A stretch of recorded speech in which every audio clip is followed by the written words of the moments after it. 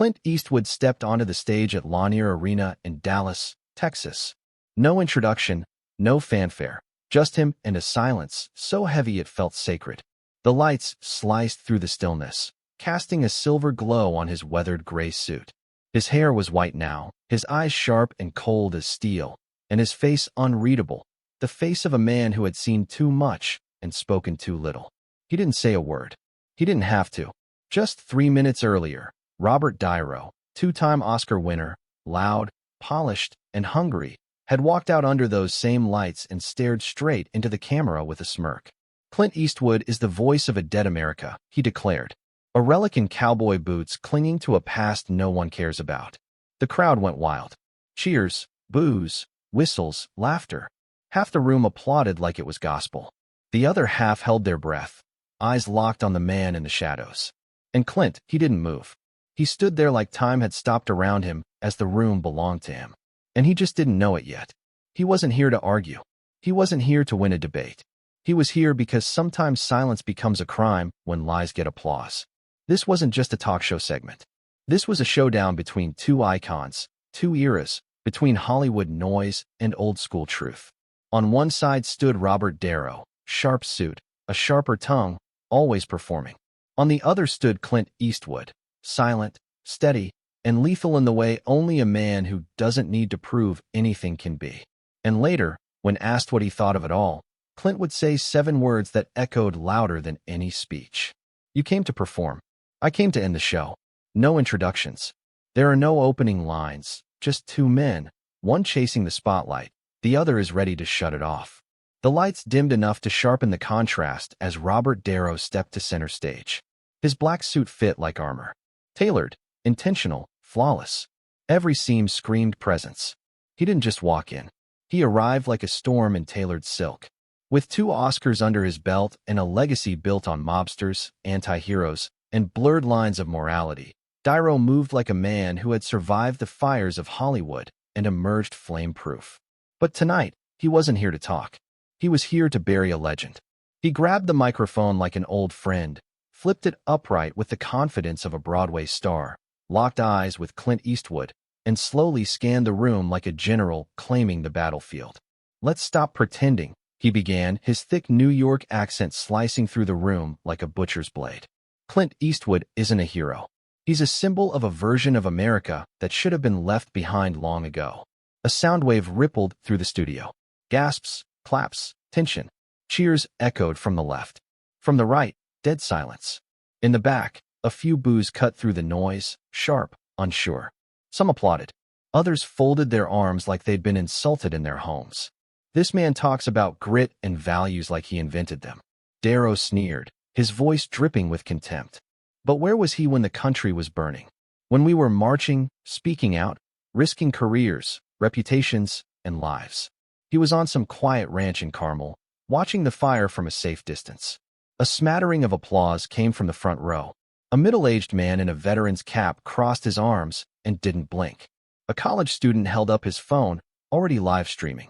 Jack Reeves, the host, glanced off camera like he was waiting for a cue to step in, but stayed frozen. Dairo began to pace. Slow, measured, like a prosecutor circling a guilty witness. "He hasn't made a great movie in years," he snapped. "He thinks a scowl is wisdom. He walks in here like the ghost of John Wayne. But all I see is a man too afraid to accept the future." The left side of the room erupted. Applause, whistles. Someone shouted, "Say it louder." Phones lit up. Tweets flew. Within seconds, the hashtag #dead cowboy was already picking up speed. Darl turned back to Clint and raised a finger. Not to the crowd, but to Eastwood himself. "You call it loyalty. I call it stubborn pride. You talk about truth like it's your inheritance. But the truth, Mr. Eastwood, is that you're no longer the people's voice. You're just the echo of a world that forgot how to change." That's when the pushback began. From the right, a man in row 4 shouted, "Let him speak." Another, "He's earned his place, Dairo." A woman near the aisle muttered, "He's not a relic. He's real." But Dairo didn't flinch. He smirked, his eyes gleaming with something darker than confidence, something like hunger. He was chasing blood. "Now, you want to defend this country? Fine, but don't pretend that staying silent is some kind of virtue. You stayed quiet for too long. And now you want to show up and play savior. He paused. He lifted both arms wide like bowing on a Broadway stage, a showman in full flight. He's not here for truth. He's here because he misses the applause. Then, just for a second, a flicker. He looked toward Clint, and the smirk twitched. Maybe it was the way Clint stood, still as stone, eyes steady, jaw set. Maybe it was the crowd, not roaring anymore, but holding its breath. Or maybe it was something more profound, a brief realization that he may have gone too far. But Daryl shook it off. He went for the kill. So go ahead, Mr. Cowboy. Say your piece. Let's see if the myth can survive the moment. The room cracked open. There were roars, shouts, applause, and jeers. The energy was electric, divided, on edge, impossible to contain. A nation in miniature, split down the middle.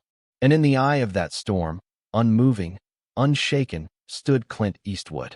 Not blinking, not biting, just waiting. Clint Eastwood didn't speak right away. He leaned forward slowly, placing both hands on the table before him like a gunslinger resting before the final draw. The room quieted. Even the air seemed to wait. And then he looked up. You said I missed the applause, he said, voice low, graveled, cutting. Son, I've walked away from more standing ovations than you've ever earned. A pause. The crowd stirred. I didn't come here for claps. I came here because men like you talk too damn much and remember too little. He turned slightly, eyes locking with Dario's. You stand on this stage, pretending to speak for the future, but all I hear is ego, dressed up as progress. Then he leaned back just a little, voice calm and precise. Let's rewind the tape, Bob. Back before hashtags, before the outrage, back when truth didn't need applause. And neither did you. Clint raised one hand and motioned toward the production crew. A screen behind him lit up. The grainy time stamp read 2009. It was Robert Dairo sitting in a CNN interview. His hair was darker, his tone warm. I think Clint Eastwood represents something rare in Hollywood. Quiet, decent, real leadership. The clip paused, froze in silence. Clint turned back to Dairo, his tone now razor sharp. That was you, Bob.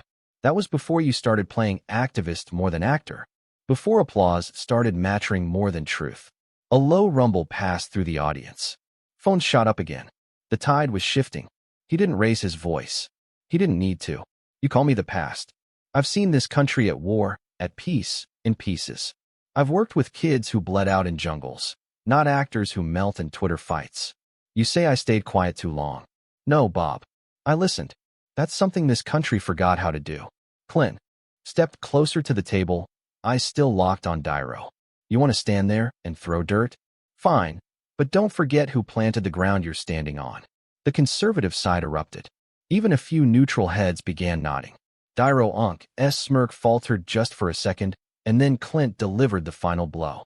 You called me a ghost, but ghosts don't come back to talk. They come back to haunt. The room froze, then exploded. Applause, whistles, shock. Even Jack Reeves, the host, blinked, leaned into his mic, and whispered, well, the cow's not dead yet.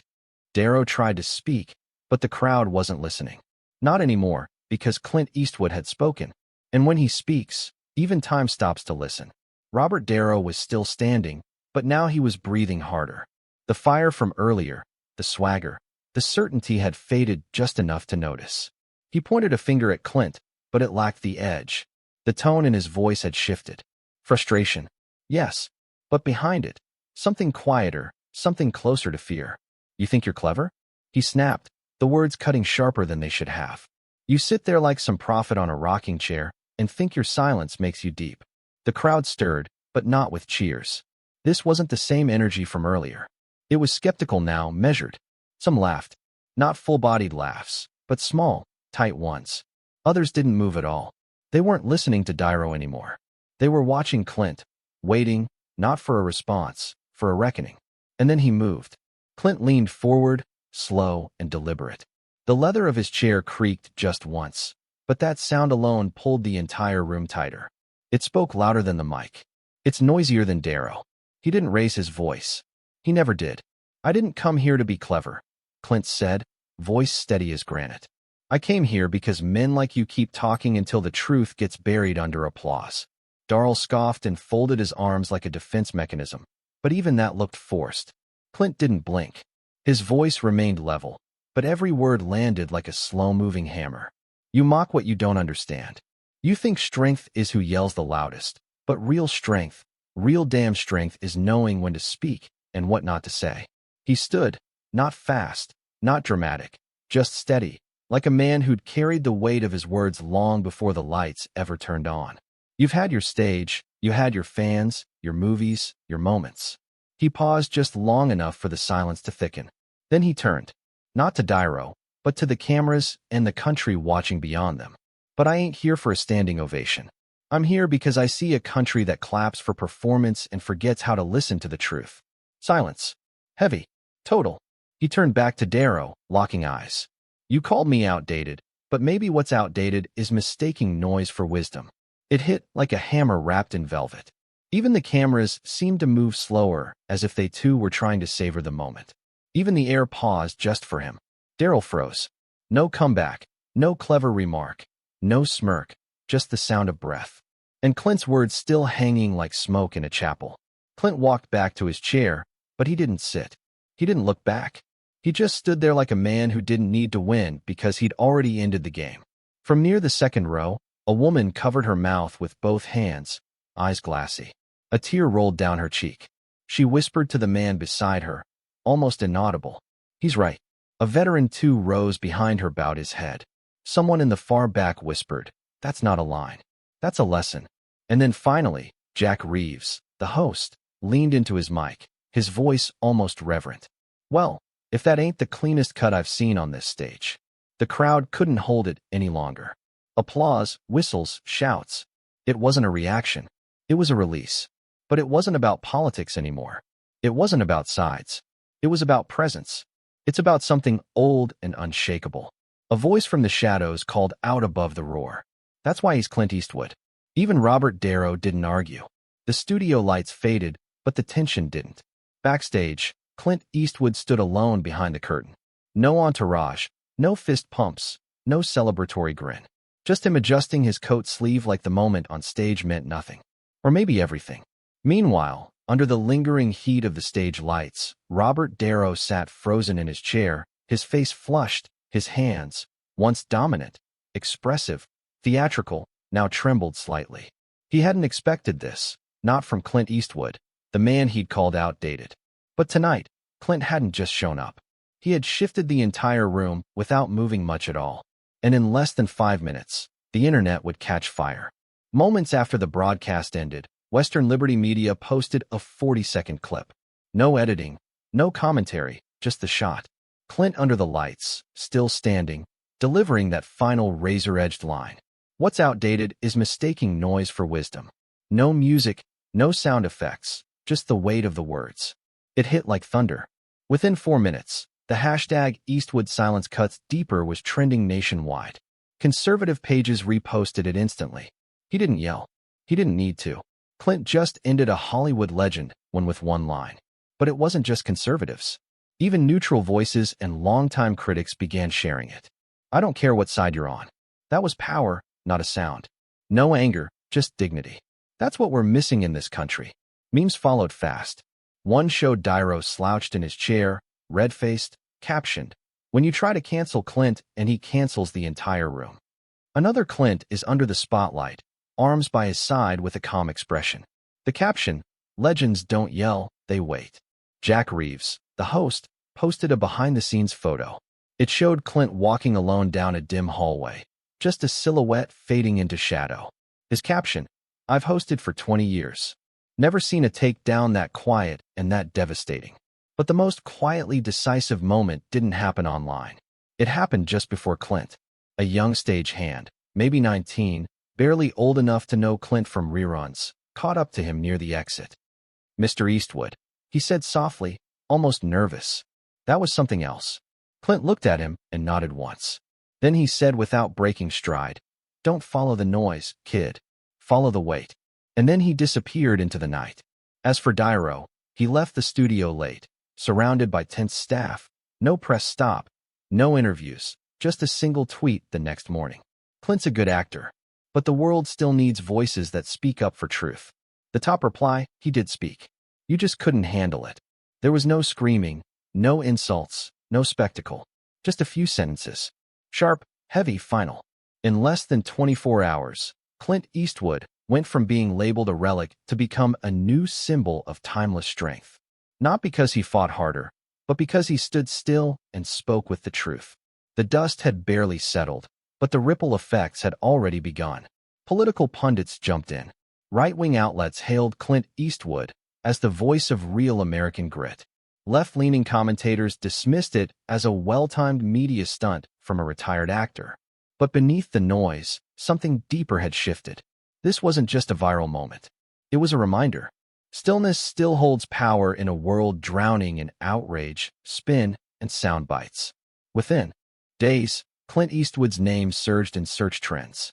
News networks replayed the showdown. Talk radio hosts dissected every sentence. And behind closed doors, political strategists, Republican and independent alike, admitted the truth. He didn't just win the moment. He reshaped the battlefield. For Robert Dairo, the fallout was undeniable. The once defiant voice of Hollywood now sounded dulled. His interviews lost their edge.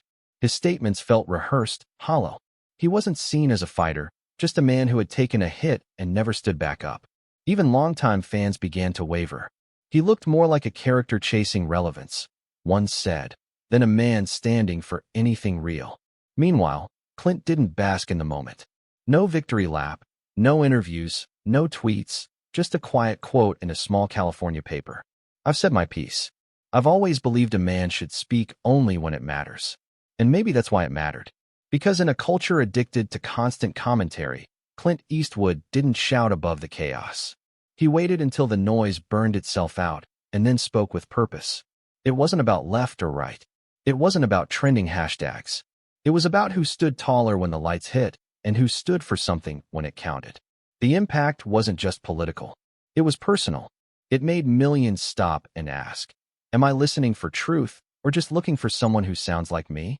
And it wasn't just the older generation who felt it.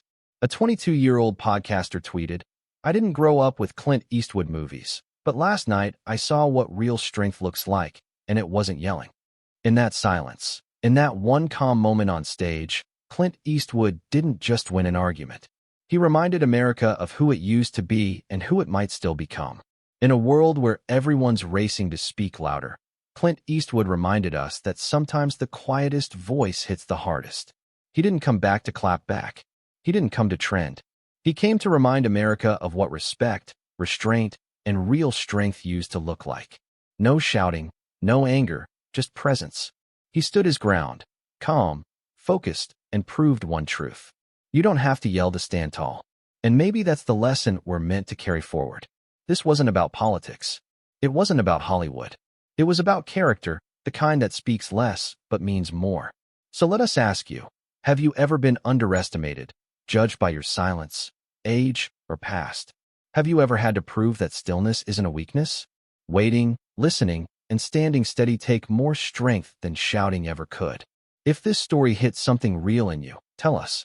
Drop a comment, share your moment, and let's remind each other and this generation that character still matters. Because in the end, it's not the loudest voice that echoes the longest. It's the truest one. This was Hidden Story America. Thank you for watching. We'll see you in the next one.